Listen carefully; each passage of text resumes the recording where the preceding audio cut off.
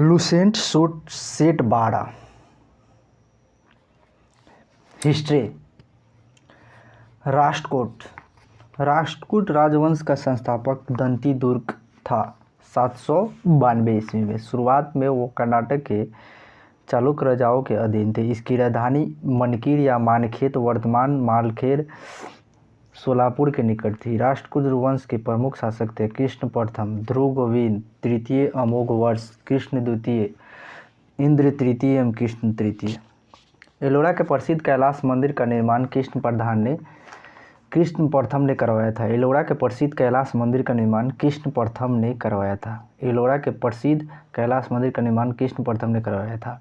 ध्रुव राष्ट्रकूट वंश का पहला शासक था जिसने कनौज पर अधिकार करने हेतु त्रिपक्षीय संघर्ष में भाग लिया और प्रतिहार नरेश वत्सराज एवं पाल नरेश धर्मपाल के पराजित किया। ध्रुव को धरावर्ष भी कहा जाता था। गोविंद तृतीय ने त्रिपक्षीय संघर्ष में भाग लेकर चक्रयुद्ध, उसके संरक्षण धर्मपाल तथा प्रतिहार वंश के शासक नागभट्ट द्वितीय को पराजित किया। पल्लव, पांडव, केरल एवं गंग शासकों के संघ को गोविंद तृतीय ने नष्ट कर दिया। अमोघ वर्ष जैन धर्म का अनुयायी था। अमोघ वर्ष जैन धर्म का अनुयायी था। अमोघ वर्ष जैन धर्म का अनुयायी था। इसने कन्नड़ में कविराजमार्ग की रचना की। आदि पुराण के रचनाकार जिनसेन गणितासार संग्रह के लेखक महावीराचार्य एवं अमोघ वीरति के लेखक सक्तायना अमोघ वर्ष के दरबार में रहते थे। अमोघ वर्ष को तुंगभद्रा नदी में जल समाधि लेकर अपने जीवन का अंत किया। इंद्र तृतीय के शासनकाल में अरब निवासी अल-मसूदी भारत आया। इंद्र तृतीय के शासनकाल में अरब निवासी अल-मसूदनी भारत आया। इसने तत्कालीन राष्ट्रकूट शासकों को भारत का सर्वश्रेष्ठ शासक कहा।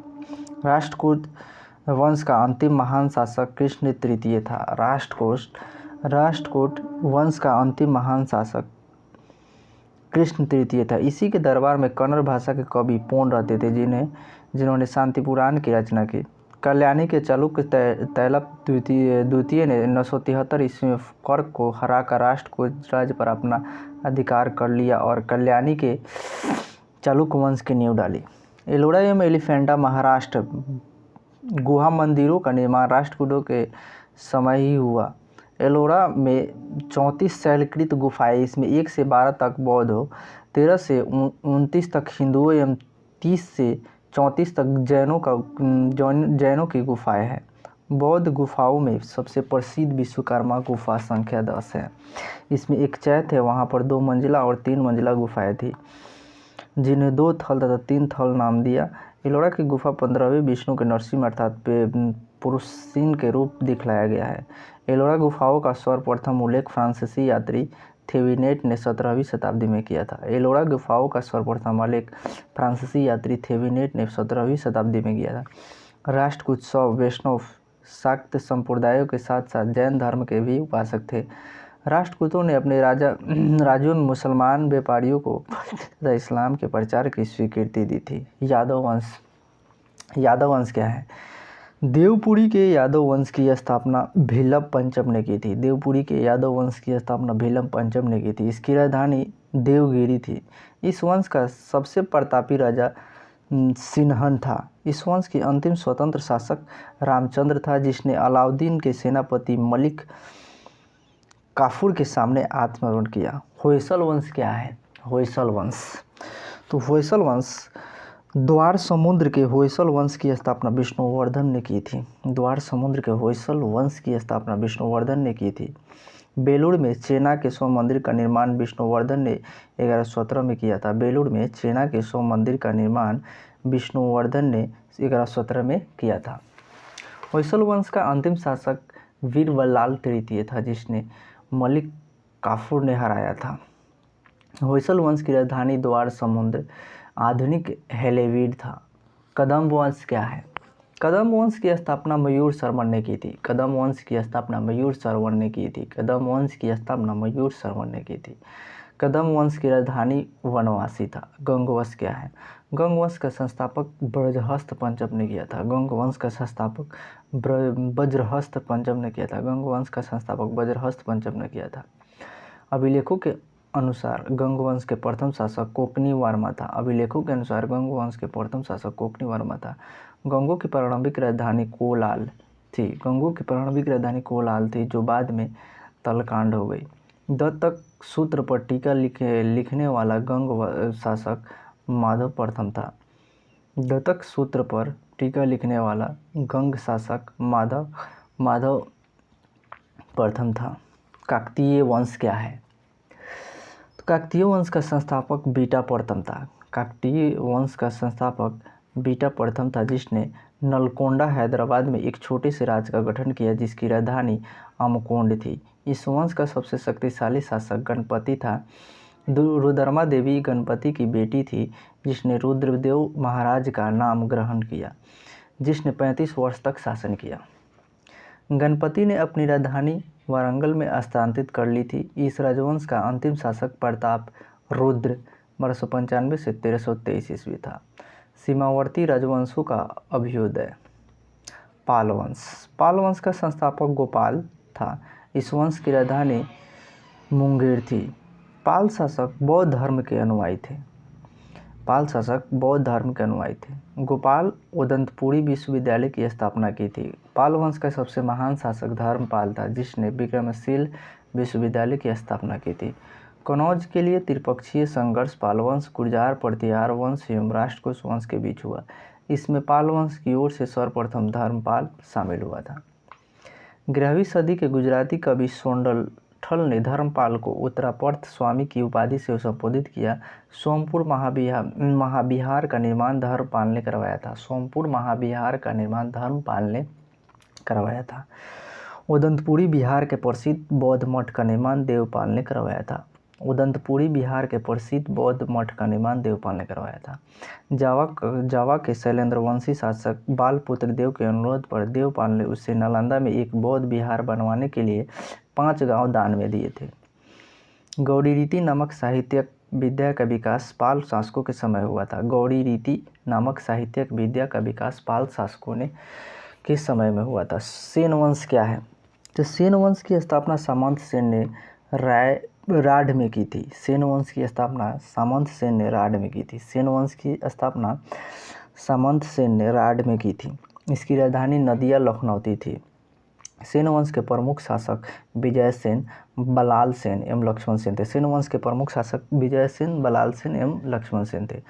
वंश का प्रथम स्वतंत्र शासक विजय सेन था। जो शैव धर्म का अनुयायी था। दान सागर एवं अद्भुत सागर नामक ग्रंथ की रचना सेन शासक बलाल सेन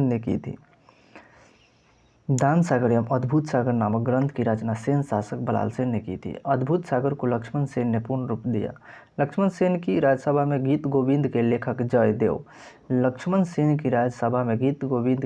जयदेव, पवन दूत के लेखक धोई एवं ब्राह्मण सर्वस्व के लेखक हलायुध रहते थे। हलायुध लक्ष्मण सेन को प्रधान न्यायाधीश एवं मुख्यमंत्री था।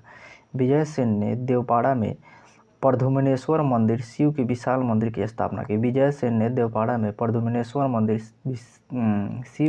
मंदिर की स्थापना की। सेन राजवंश प्रथम राजवंश था, जिसने अपना अभिलेख सर्वप्रथम हिंदी में उत्कीर्ण करवाया। लक्ष्मण सेन बंगाल का अंतिम हिंदू शासक था। कश्मीर के राजवंश। कश्मीर पर शासन करने वाला शासक वंश कालक्रम से इसी प्रकार थे। कारकोट वंश, उत्पल वंश, लोहार वंश।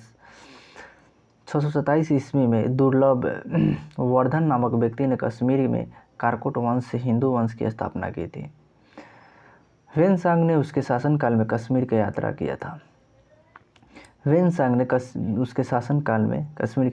कारकोट वंश का सबसे शक्तिशाली राजा ललितादित्य मुक्तापीड़ था। कश्मीर का मार्तंड मंदिर का निर्माण ललितादित्य मुक्तापीड़ के द्वारा करवाया गया था। कारकोट वंश के बाद कश्मीर पर उत्पल वंश का शासन हुआ।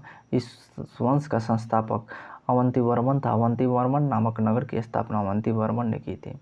अवंतीवर्मन के अभियान तत्सुए ने सिंचाई के लिए नहरों का निर्माण करवाया। 1980 ईस्वी में उत्पल वंश की रानी दीधा एक महत्वाकांक्षी शासकी हुई। उत्पल वंश के बाद कश्मीर पर लोहार वंश का शासन हुआ। उत्पल वंश के बाद कश्मीर पर लोहार वंश का शासन हुआ। लोहार वंश का संस्थापक संग्राम राज था। लोहार वंश का संस्थापक संग्राम था। संग्राम राज के बाद अनंत राज हुआ। इसकी पत्नी सूर्यमती ने प्रशासन को सुधारने में उसकी सहायता की। लोहार वंश का शासक हर्ष विद्वान कवि तथा कई भाषाओं का ज्ञाता था। कलहन हर्ष का आश्रित कवि था। कलहन हर्ष का आश्रित कवि था। जय सिंह लोहार वंश का अंतिम शासक था। जय सिंह लोहार वंश का अंतिम शासक जिसने 1128 ईस्वी से 1155 ईस्वी तक शासन किया। जय सिंह के शासन के साथ ही कलहन का राजतरंगिणी का विवरण समाप्त हो गया। कलहन की राजतरंगिणी का विवरण समाप्त हो गया। कामरूप का वर्मन वंश। 4वीं शताब्दी के मध्य कामरूप में वर्मन वंश का उदय हुआ। इस वंश की प्रतिष्ठा का संस्थापक पुष्य वर्मन था। इसकी राजधानी प्रयाग ज्योतिष नामक स्थान पर था। कालांतर में कामरूप पाल साम्राज्य का एक अंग बन गया। भूगोल ज्योग्राफी। महासागरीय जलधाराएं क्या है? एक निश्चित दिशा में बहुत अधिक दूरी तक महासागरीय जल की एक विशाल जल राशि के प्रवाह को महासागरीय जलधारा कहते हैं। धारा दो प्रकार की होती है, गर्म जलधारा और ठंडी जलधारा। तो गर्म जलधारा क्या है? निम्न अक्षांशों में उष्ण कटिबंधों से उच्च समशीतोष्ण और उपध्रुवीय कटिबंधों की ओर बहने वाली जलधाराओं को गर्म जलधारा कहते हैं। यह प्रायः भूमध्य रेखा से ध्रुवों की ओर चलती है। इनके जल का तापमान मार्ग में आने वाले जल के तापमान से अधिक होता है। अतः यह धाराएं जिन क्षेत्रों में चलती है वहाँ का तापमान बढ़ा देती है। ठंडी जलधारा क्या है? उच्च अक्षांशों से निम्न अक्षांशों की ओर बहने वाली जलधारा की ठंडी जलधारा कहते हैं। ये प्रायः ध्रुवों से भूमध्य रेखा की ओर चलती है। इनके जल का तापमान रास्ते में आने वाले जल के तापमान से कम होता है। अतः यह धाराएं जिन क्षेत्रों में चलती है वह तापमान घटा देती है। उत्तरी गोलार्ध की जलधाराएं अपनी दाईं ओर तथा दक्षिणी गोलार्ध की जलधाराएं अपनी बाईं ओर प्रवाहित होता है। यह कोरियोलिस बल के प्रभाव से होता है।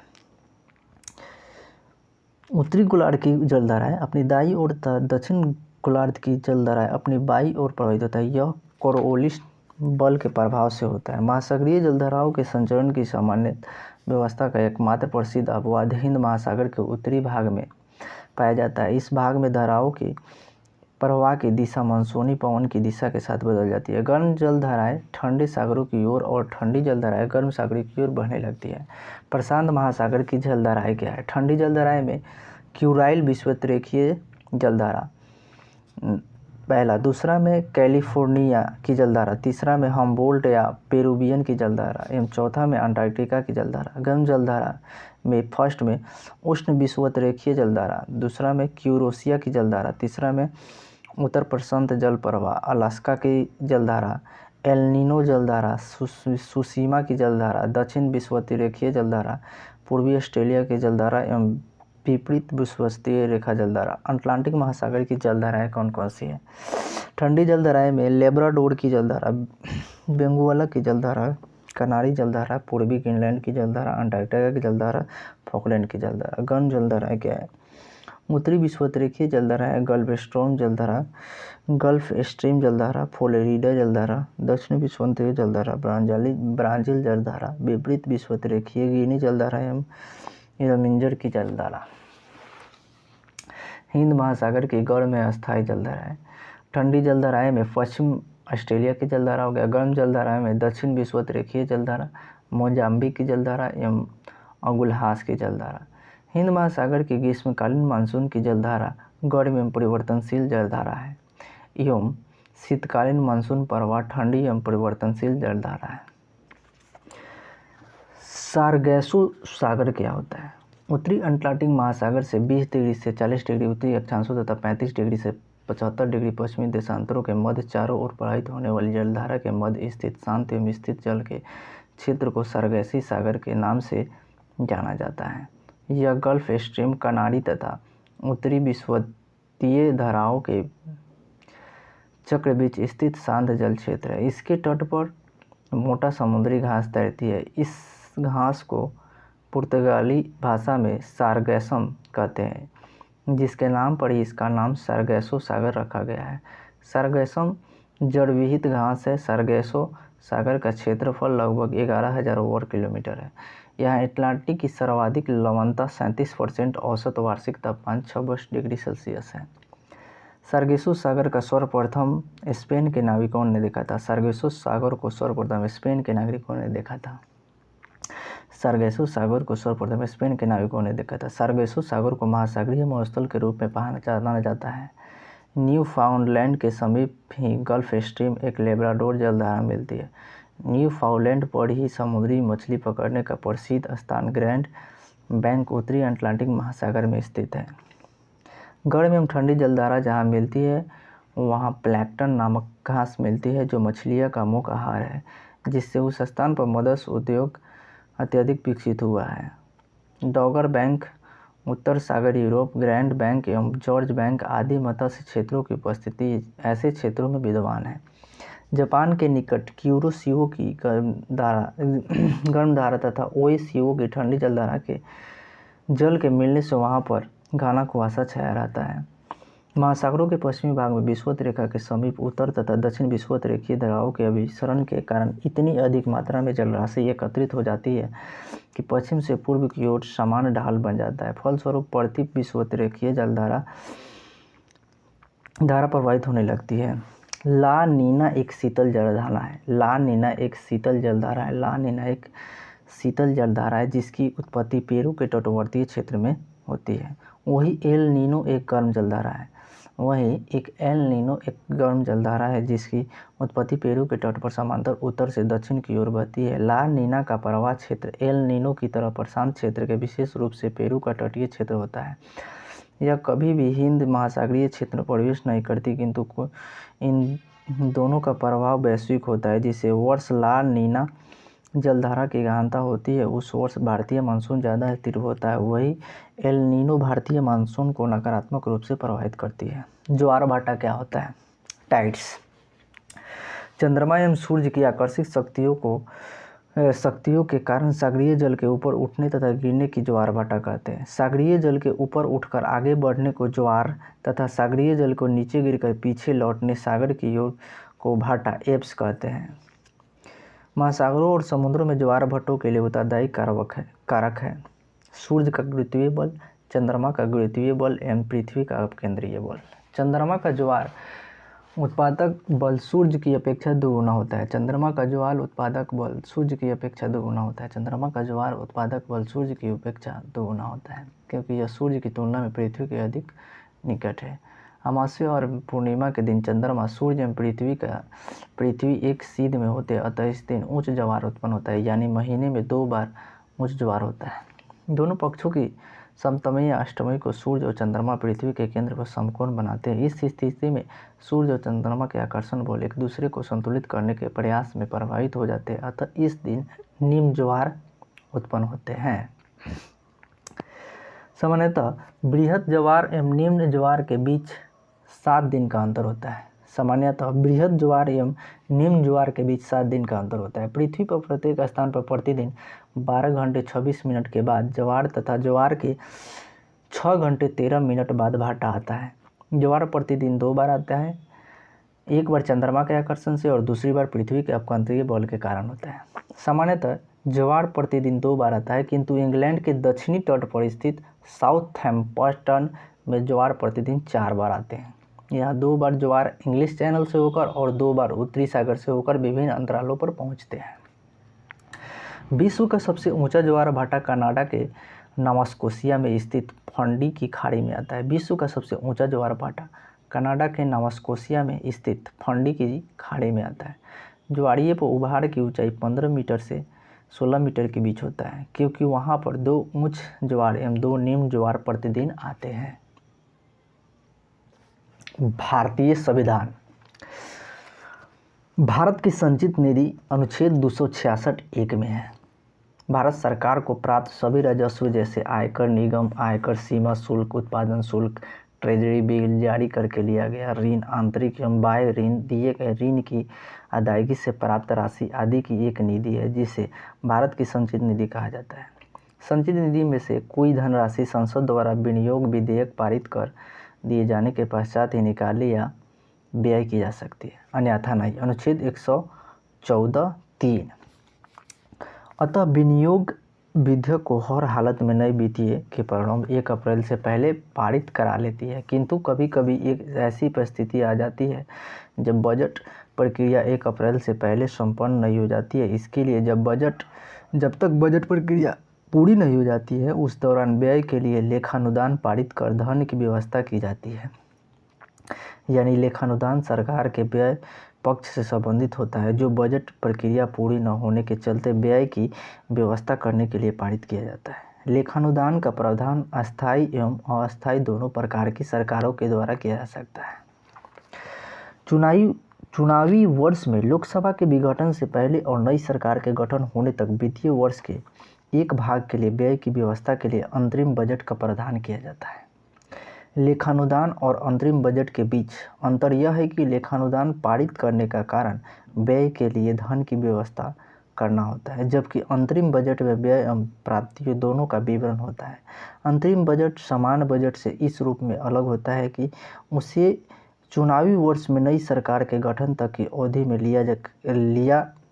लिए किए जाता है और आगे नई सरकार अपने हिसाब से बजट प्रस्तुत करती है। भारत की संचित निधि पर भारित व्यय निम्न है। राष्ट्रपति का वेतन एवं भाता और अन्य व्यय, राज्यसभा सभापति और उपसभापति तथा लोकसभा अध्यक्ष उपाध्यक्ष के वेतन एवं भत्ते, सर्वोच्च न्यायालय के न्यायाधीशों का वेतन भाता तथा पेंशन और उच्च न्यायालय के न्यायाधीशों का पेंशन, भारत के नियंत्रण महालेख परीक्षण का वेतन भाता तथा पेंशन, ऐसा ऋण भार जिनका दायित्व भारत सरकार पर है। भारत सरकार पर किसी न्यायालय द्वारा दी गई डिक्री या पश्चात कोई अन्य व्यय जो संविधान द्वारा या संसद निधि द्वारा इस प्रकार भारित घोषित करें। भारत के लोक वित्त पर संसदीय नियंत्रण की विधियाँ। संसद के सम्मुख वार्षिक वित्तीय विवरण का प्रस्तुत किया जाना। लोक वित्त पर नियंत्रण रखने के लिए अनुच्छेद 112 में प्रावधान किया गया है कि राष्ट्रपति प्रत्येक वित्तीय वर्ष के संदर्भ में संसद के दोनों सदनों के समक्ष वार्षिक वित्तीय विवरण प्रस्तुत करवाएगा। विनियोजक विधेयक के पारित होने के बाद ही भारत की संचित निधि से मुद्रा निकाल पाना। भारत की संचित विधि से राशि तभी निकाली जा सकती है जब इसके लिए विनियोग विधेयक को पारित करा लिया जाए। अनुपूरक अनुदानों तथा लेखानुदान का प्रावधान। अनुपूरक अनुदान एवं लेखानुदान के प्रावधान से भी लोक वित्त पर प्रभावी नियंत्रण रखा जाता है। अनुपूरक अनुदान की मांग को उस समय सरकार के द्वारा लोक सेवा में लाया जाता है जब कभी वित्तीय वर्ष की समाप्ति से पहले सरकार को यह अनुभव होता है कि पहले स्वीकृति किया गया अनुदान उस प्रयोजन के लिए अपर्याप्त है। इसी प्रकार जब 1 अप्रैल से पूर्व सरकार विनियोग विधेयक पारित नहीं करा पाती तो सरकार लेखानुदान के माध्यम से तब तक के कर्ज के प्रावधान करती है जब तक कि पुनः विनियोग विधेयक न पारित करा लिया जाए। ऐसा सामान्यतः चुनावी वर्ष या लोकसभा के विघटन होने की स्थिति में होता है। संसद में वित्त विधेयक का प्रस्तुत किया जाना। संसद में वित्त विधेयक के द्वारा भी लोक वित्त पर नियंत्रण रखा जाता है। वित्त विधेयक को बजट सत्र में विनियोग विधेयकों के साथ साथ पारित किया जाता है। भारत की आकस्मिकता निधि अनुच्छेद 267 में है। संविधान का अनुच्छेद 267 संसद और राज्य विधानमंडलों को यथास्थिति भारत या राज्य की आकस्मिक निधि सर्जित करने की शक्ति देता है। यह निधि भारत की आकस्मिकता अधिनियम 1950 ईस्वी द्वारा गठित की गई है। यह निधि कार्यपालिका के व्यवनाधीन है। जब तक विधानमंडल अनुपूरक अतिरिक्त या अधिक अनुदान द्वारा ऐसे व्यय को प्राधिकृत नहीं करता है तब तक समय समय पर अनपेक्षित व्यय करने के प्रयोजन के लिए कार्यपालिका इस निधियों से अग्रिम धन दे सकती है। इस निधि में कितनी रकम हो यह समुचित विधानमंडल विनियमित करेगा। संविधान में संशोधन। संविधान के अनुच्छेद 368 में संशोधन की प्रक्रिया का उल्लेख किया गया है। संविधान के अनुच्छेद 368 में संशोधन की प्रक्रिया का उल्लेख किया गया है। संविधान के अनुच्छेद 368 में संशोधन की प्रक्रिया का उल्लेख किया गया है। इसमें संशोधन की 3 विधियों को अपनाया गया है। साधारण विधि द्वारा संसद के साधारण बहुमत द्वारा पारित विधेयक राष्ट्रपति की स्वीकृति मिलने पर कानून बन जाता है। इसके अंतर्गत राष्ट्रपति की पूर्व अनुमति मिलने पर निम्न संशोधन किए जा सकते हैं। नए राज्यों का निर्माण, राज्य क्षेत्र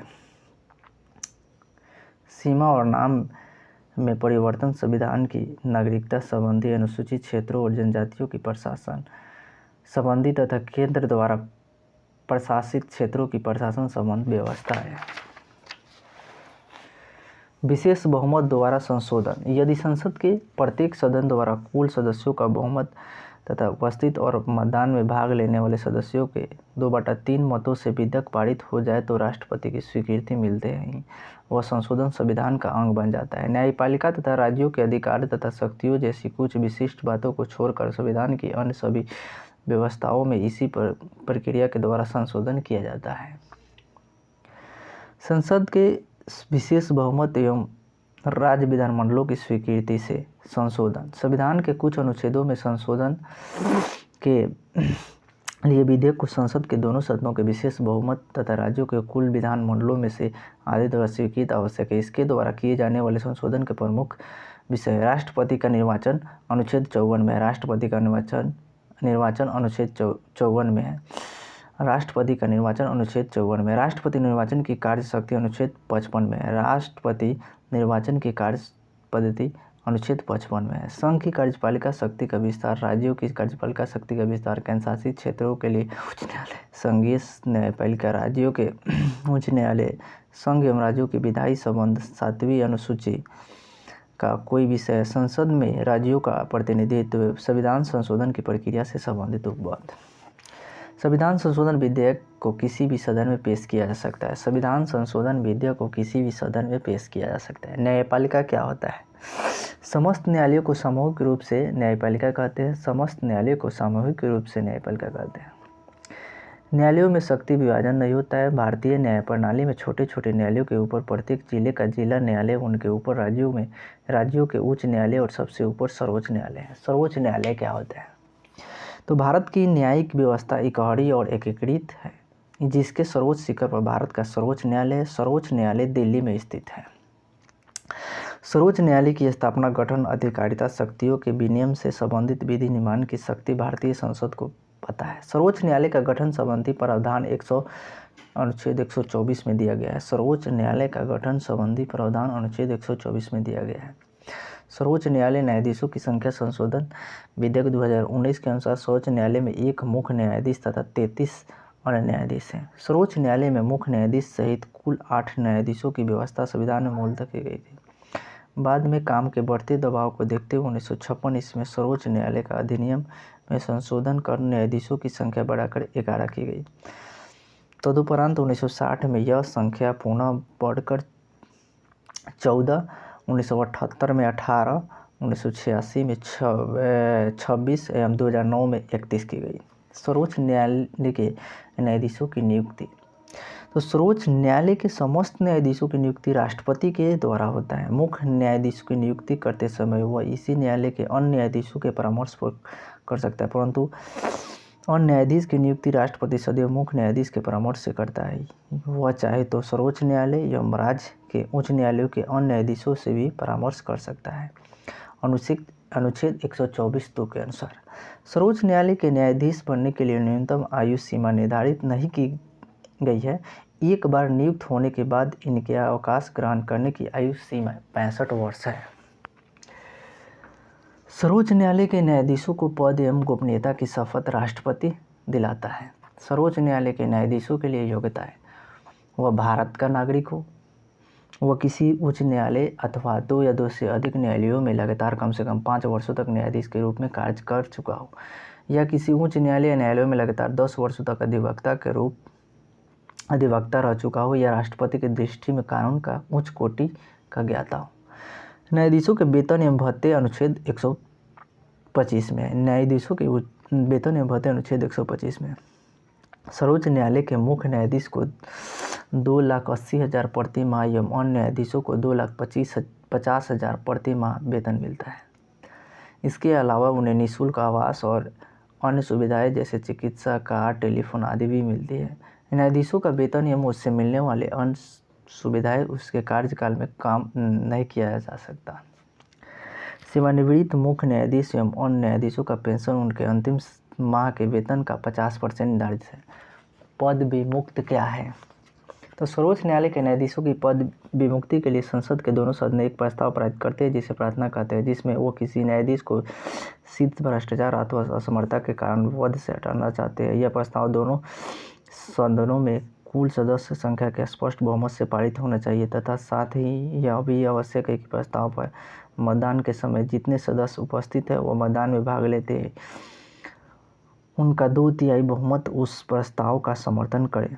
जब इस प्रकार पास हुआ प्रस्ताव संसद राष्ट्रपति के पास प्रार्थना समावेदन के रूप में भेजती है तभी वह आदेश जारी करके संबंध न्यायाधीशों को हटा सकते हैं। पद विमुक्ति प्रस्ताव 100 सदस्य लोकसभा के मामले में या 50 सदस्य राज्यसभा के मामले में द्वारा हस्ताक्षर करने के बाद अध्यक्ष या सभापति को दिया जाना चाहिए। पद विमुक्ति प्रस्ताव 100 सदस्य लोकसभा के मामले में या 50 सदस्य राज्यसभा के मामले में द्वारा हस्ताक्षर करने के बाद अध्यक्ष या सभापति को दिया जाना चाहिए। सबसे अधिक समय तक मुख्य न्यायाधीश के पद पर रहने वाला न्यायाधीश यशवंत विष्णु चंद्रचूड़ 22 फरवरी 1978 से 11 जुलाई 1985 तक यानी कि 2696 दिन तक थे। सबसे कम समय तक मुख्य न्यायाधीश के पद पर रहने वाला न्यायाधीश कमला नारायण सिंह 25 नवंबर 1991 से 12 दिसंबर 1991 तक 17 दिन थे। जब भारतीय न्यायिक पद्धति में लोकहित मुकदमा PIL लाया गया तब भारत के मुख्य न्यायमूर्ति PN भगवती थे। जब भारतीय न्यायिक पद्धति में लोकहित मुकदमा PIL लाया गया तब भारत के मुख्य न्यायमूर्ति PN भगवती थे। सर्वोच्च न्यायालय के न्यायाधीश अवकाश प्राप्त करने के बाद भारत में किसी भी न्यायालय या किसी भी अधिकारी के सामने वकालत नहीं कर सकते हैं। मुख्य न्यायाधीश राष्ट्रपति की पूर्व स्वीकृति लेकर दिल्ली के अतिरिक्त अन्य किसी स्थान पर सर्वोच्च न्यायालय की बैठक को बुला सकते हैं। अब तक हैदराबाद और श्रीनगर में इस प्रकार की बैठक आयोजित की जा चुकी है। सर्वोच्च न्यायालय का क्षेत्राधिकार क्या होता है? तो प्रारंभिक क्षेत्राधिकार यह निम्न मामलों में होता है। भारत संघ तथा एक या एक से अधिक राज्यों का मध्य उत्पन्न विवादों में, भारत संघ तथा कोई एक राज्य या अनेक राज्य और एक या एक से अधिक राज्यों के बीच विवादों में, 2 या 2 से अधिक राज्यों के बीच ऐसे विवाद